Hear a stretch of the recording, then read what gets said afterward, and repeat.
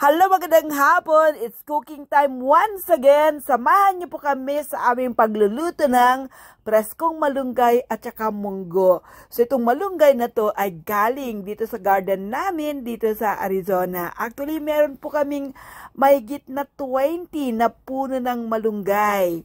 So kung gusto naming mag-ulam ng malunggay, lalabas lang ng pintuan, mangunguha ng malunggay at eto na, pwede nang magluto. So, nagsimula lahat yan sa mga seeds, lumaki ng lumaki, hanggang sa, eto na, pwede na namin siyang ulaman.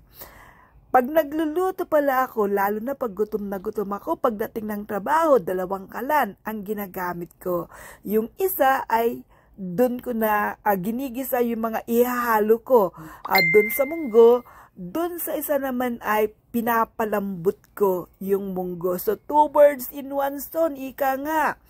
Kasi ako araw-araw 2 na eskwelahan yung pinupuntahan ko para magturo, nakakapagod mag-drive, nakakapagod ang panahon dahil medyo mainit pa sa Arizona, kaya 2 kalan ang ginagamit ko pag nagluluto ako. And then, pag naluto na yung gusto kong isahog, imimix ko lang siya dun sa pinalambot na munggo.